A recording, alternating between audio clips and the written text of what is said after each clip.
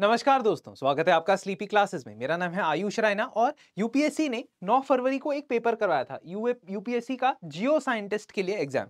उसके general studies में जो पॉलिटी के क्वेश्चंस आए थे, एक बार देख लेते हैं। इससे दो चीजें होंगी, एक यूपीएससी किस तरीके से क्वेश्चन पूछ रहा है, एक बारी लेटेस्ट पेपर से थोड़ा आइडिया लग जाएगा। हालांकि लेवल डिफरेंट होगा प्रीलिम्स में, बट वील फाइंड आउट कि किन टॉपिक्स के ऊपर वो सवाल पूछ रहा है। दूसरा, आपकी तैयारी टेस्ट हो जाएगी कि आप सही ट्रैक पे हैं या नहीं है। मुझे मार्क्स जरूर बता देना कि इसमें आपके कितने मार्क्स आए। आई थिंक 7 या 8 सवाल होंगे। पहला सवाल देखते हैं, फटाफट से क्वेश्चन देखते हैं। स्क्रीन को करो पॉज और इस क्वेश्चन को आंसर करो फटाफट। तो क्वेश्चन है, विच of the following statements about sexual harassment of women at work place act, इसको एक और नाम से जाना जाता है पॉश एक्ट से, है ना, प्रिवेंशन प्रोहिबिशन रिड्रेसल एक्ट। इसके 3 स्टेटमेंट दी गई है और 3 में से कौन सी सही है बतानी है। देखो, सबसे पहली स्टेटमेंट है कि सुप्रीम कोर्ट ने 1997 में विशाखा गाइडलाइंस या विशाखा जजमेंट दी थी, इसके बेसिस पे ये कानून बनाया गया। ये बिल्कुल सही जवाब है, बिल्कुल सही स्टेटमेंट है। दूसरा, इस एक्ट के हिसाब से it is mandatory for employer even with 2 employees to form an internal committee. बिल्कुल गलत, ठीक है। कम से कम 10 एम्प्लॉइज होंगे तो ही इंटरनल कंप्लेंट कमेटी इसमें बनाने के लिए कहा गया। 10 से कम अगर एम्प्लॉइज होंगे किसी ऑर्गेनाइजेशन के अंदर तो वो उस डिस्ट्रिक्ट की लोकल कंप्लेंट कमेटी के पास जाएगा, जो कि जिम्मेदारी होगी उस डिस्ट्रिक्ट प्रशासन की, डिस्ट्रिक्ट एडमिनिस्ट्रेशन की, वो बना के रखे उन ऑर्गेनाइजेशंस के लिए जहां 10 से कम एम्प्लॉय। तो इसका मतलब दूसरी होगी गलत। मैं अभी ऑप्शंस पे नहीं जाऊंगा, शॉर्टकट नहीं लेंगे, पहले सारी स्टेटमेंट देखेंगे। तीसरी statement, Vishakha is the name of the woman complainant who filed the case. No, Vishakha उनका असली नाम नहीं है, ये सुडोनिम है, सुडोनिम की तरह यूज किया गया था। सुडोनिम मतलब जब आप अपना असली नाम नहीं इस्तेमाल करते हैं। तो तीसरा स्टेटमेंट गलत है, इसका मतलब answer is a, one only. इस पर्टिकुलर विषय पे मैं एक डिटेल्ड वीडियो बना चुका हूं, विशाखा गाइडलाइंस क्या है, इसके ऊपर मैंने पूरा डिटेल में केस डिस्कस किया था, starting from what actually happened in that particular case, why the supreme court had to intervene and why that gave rise to this usage of article 142। Please check it out. आप इसको अगर लिख लोगे Vishakha guidelines sleepy classes तो आपको सबसे पहला video मिल जाएगा, प्लीज उस वीडियो को देख लेना। नेक्स्ट क्वेश्चन फटाफट से आ जाओ। Yes, question number 2 is talking about article 16। Screen pause करो, आराम से क्वेश्चन को पढ़ो और फिर आंसर करने की कोशिश करो। क्वेश्चन कहता है, with reference to article 16 of the constitution which of the following statements are correct. Correct statement बतानी है सबसे पहले, तो ये करेक्ट इनकरेक्ट देख लिया करो। पहला, nothing shall prevent the state from making any provision for reservation of appointments और post in favour of any backward classes of citizen. Verbatim संविधान की लाइन, कौन सा article? 16 clause number 4। 16 clause number 4 verbatim यही है, एग्जैक्टली यही है, तो पहली स्टेटमेंट सही है। दूसरा, state can deny a woman to be appointed as a doctor in the army medical institute on account of pregnancy. बड़ा ही स्पेसिफिक इन्होंने यूज केस दे दिया आपको कि आप किसी महिला को आर्मी के मेडिकल इंस्टीट्यूट में प्रेगनेंसी के बेसिस पे मना कर सकते हो अपॉइंट करने से। देखो, प्रेगनेंसी और अपॉइंटमेंट का कोई रैशनल रिलेशनशिप नहीं या रीजनेबल नेक्सस नहीं है। रीजनेबल नेक्सस ये हो सकता है कि वो डॉक्टर के लिए क्वालिफाइड है या नहीं। इसका मतलब दो चीजें, एक, जेंडर क्या यहां पे डिफाइनिंग क्राइटेरिया हो सकता है? Answer is no. आपने रीसेंट टाइम्स में भी सुप्रीम कोर्ट की जजमेंट्स देखी होंगी जहां पे परमानेंट कमीशन दे दिया गया है महिलाओं को।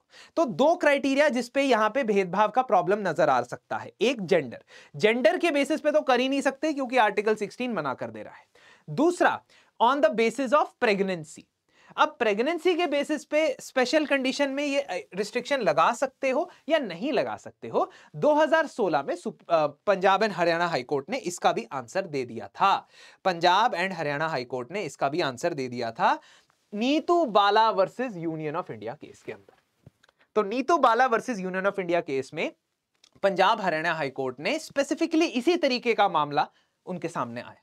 ठीक है, तो रिस्पोंडेंट्स जो थे यानी आर्मी मेडिकल कोर की तरफ से जो रिस्पोंडेंट्स थे उनके खिलाफ ये आरोप था कि उन्होंने प्रेगनेंसी की वजह से रिजेक्ट कर दिया महिला का एप्लीकेशन। कोर्ट ने कहा कि यह आर्बिट्ररी है, इलीगल है, अनकॉन्स्टिट्यूशनल है और आर्टिकल 14 और आर्टिकल 16 को वायलेट करता है। इसका मतलब ये जो सेकंड स्टेटमेंट है यहां पे सर, ये जो सेकंड स्टेटमेंट है, state can deny a woman, ये बिल्कुल गलत है। अभी ऑप्शंस पे नहीं जाएंगे, इसी से सॉल्व करेंगे। Creamy layers amongst the backward classes of citizens are determined by income criteria only, नहीं। आपको भी पता है कि अगर ओबीसी अदर बैकवर्ड क्लासेस में नॉन क्रीमी लेयर निकाली जाती है या क्रीमी लेयर हटाई जाती है तो उसमें पेरेंट्स की ऑक्यूपेशन भी इन्वॉल्व होती है, कि वो ग्रुप ए या ग्रुप बी ऑफिसर्स तो नहीं बन गए थे before the age of 40 years.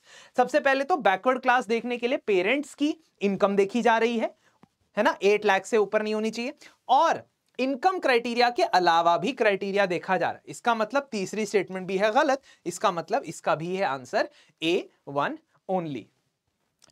Third question जी, तीसरा क्वेश्चन फटाफट करते हैं, टाइम वेस्ट नहीं करेंगे। ये क्वेश्चन पूछा गया यार, ये तो आसान सवाल है, ये तो बहुत आसान सवाल है। इसका क्या आंसर होगा? When the president of India is impeached for the violation of the constitution, charge shall be preferred by, ठीक है, चार्जेस कहां लगाए जा सकते हैं? दोनों जगह लगाए जा सकते हैं। Either house of the parliament में सर चार्जेस लगाए जा सकते हैं।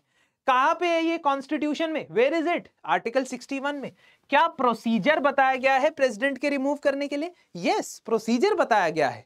प्रोसीजर ये है कि सबसे पहले तो आप चार्जेस तब मूव करेंगे जब आप वायलेशन ऑफ द कॉन्स्टिट्यूशन के बेसिस पे मूव करेंगे। एक ही ग्राउंड है, वायोलेशन ऑफ द कॉन्स्टिट्यूशन। दूसरा, ये प्रपोजल जब आएगा इसको रेजोल्यूशन की फॉर्म में आप किसी भी हाउस में लेके आ सकते हो, ठीक है, लेकिन ये तभी आएगा जब नंबर 1 आप 14 दिन का नोटिस देंगे, 14 डेज का नोटिस देंगे। नंबर 2, जब आप कम से कम 1/4 of the total members of the house का सिग्नेचर लेके आ जाओगे, चाहे वो राज्यसभा में हो लोकसभा में हो, उसकी टोटल स्ट्रेंथ का 1/4 का साइन लेके रेजोल्यूशन लेके आना पड़ेगा।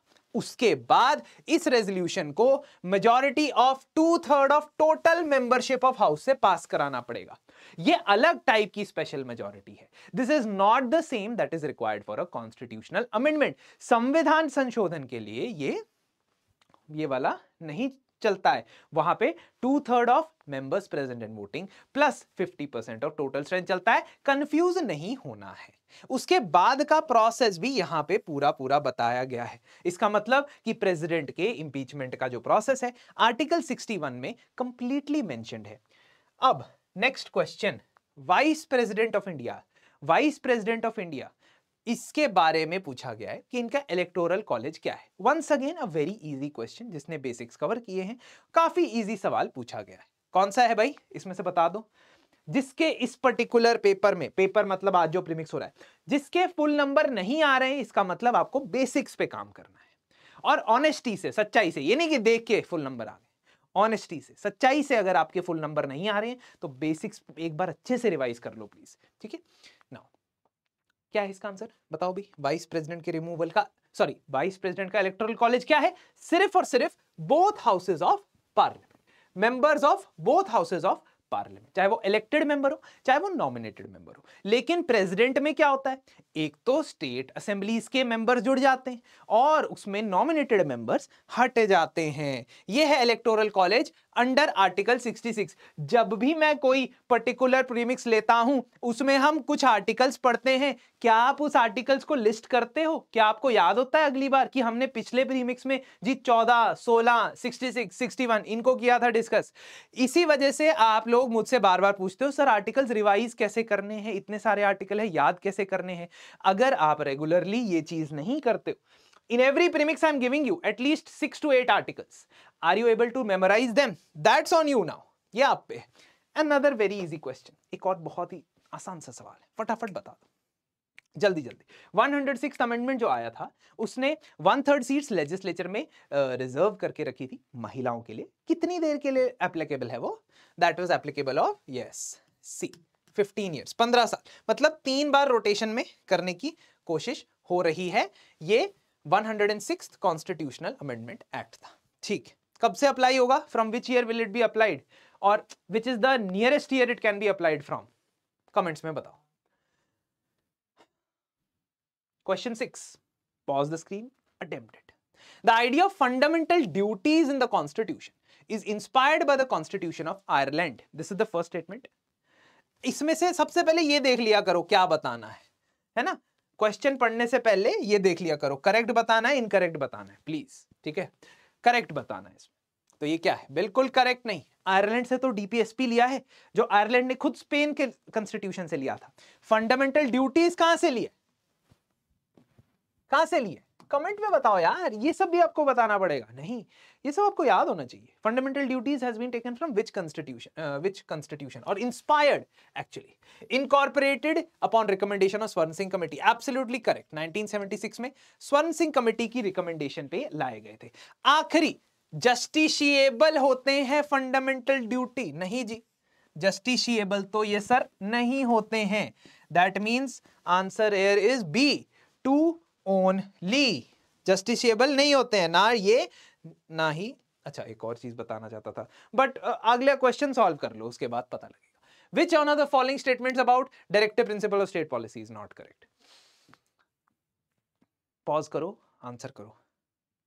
और हां, नॉट करेक्ट बताना है, अच्छे से पढ़ लो क्वेश्चन को, ठीक है। नॉट करेक्ट बताना है।